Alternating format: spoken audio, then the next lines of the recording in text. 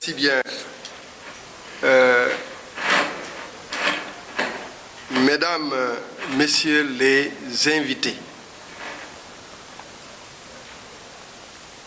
invités d'honneur de la Conférence nationale de l'Alliance des mouvements pour la force et l'intensité du travail, AMFIT. Nous sommes très heureux de vous accueillir, mais nous sommes également heureux de la forte participation des adhérents et des sympathisants venus des régions. Et je voudrais saluer la délégation venue de Dagana. Je voudrais également saluer la délégation venue de Kolda. Saluer la délégation venue de Fatick. Saluer la délégation venue de Kolda et de Tamba. Saluer la délégation venue de Sédhiou, de Goudomp, de Marsassoum. Saluer la délégation venue de Thiès. Saluer également la délégation venue de Guédiawaye, de Yoff, des Parcelles Assainies. Je voudrais également saluer la délégation des syndicats invités.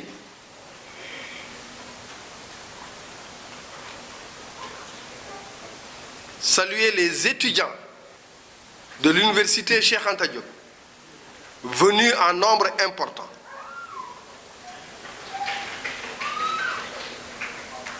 Saluer le professeur Mary Teuw Niane,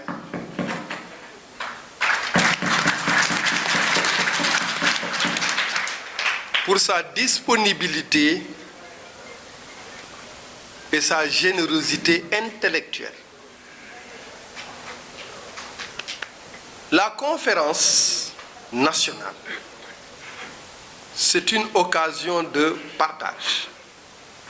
Nous avons conçu une voie pour développer le Sénégal, qui sort des sentiers battus et qui met en avant une ressource que nous avons à disposition, mais que nous avons toujours sous-exploitée ou mal exploitée. C'est cette voie-là que nous voulons partager avec les Sénégalais. Non pas dans une logique de propriété intellectuelle, mais une logique d'inclusion, de création de force autour de cette voie pour engendrer les transformations souhaitées dans notre pays. Il n'y a pas de secret.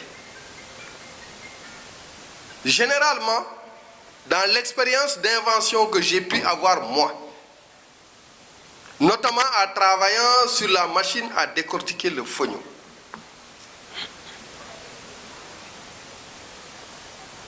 nous banalisons, nous regardons la révélation divine passer comme si incognito sous nos yeux, nous ne le voyons pas.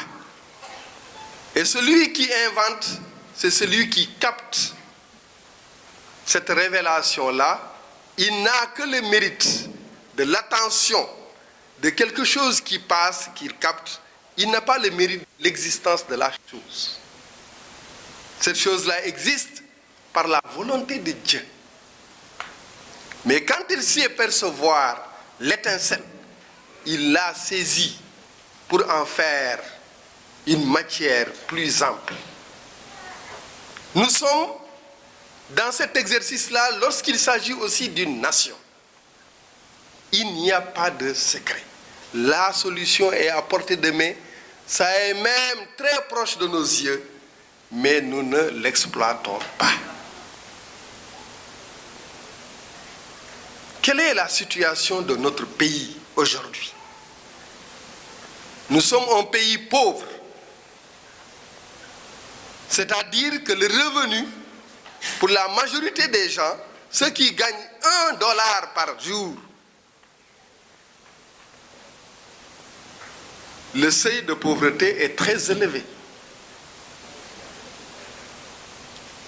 Nous avons fait beaucoup d'efforts et nous avons écouté les éclairages du professeur Babacar Fall et du professeur Idrissa Yaya Djandi. Ce qui ressort de cela, c'est qu'au Sénégal, nous avons, et ce n'est pas propre au Sénégal seulement, nous avons misé essentiellement à promouvoir notre travail par l'endettement, emprunter de l'argent. L'argent.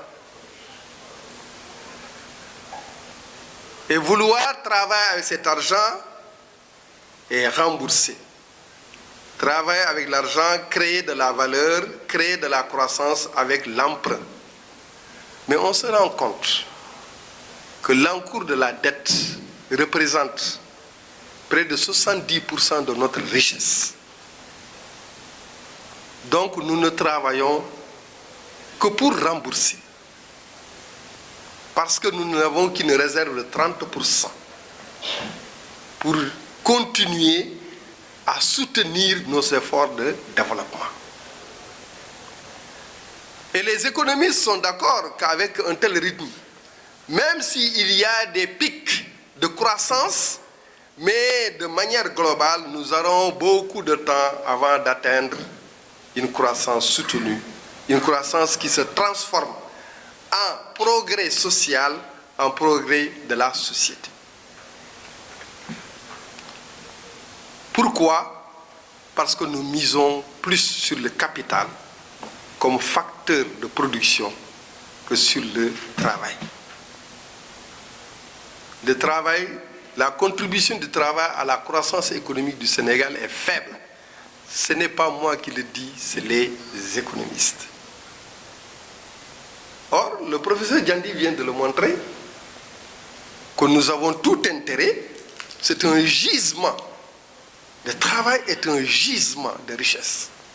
Il est possible que dans l'agriculture, à travers les villages, qu'un programme national de production agricole puisse manager, organiser, conduire, piloter elle-même une production agricole céréalière dans les différentes spéculations, que ce soit le maïs, le mil, etc. Le Sénégal est en train d'importer du maïs, ce qui est inadmissible. Et importer du maïs du Mali, c'est inadmissible. Alors que nous avons de la terre, il suffit simplement alors de donner de la valeur au travail là-bas.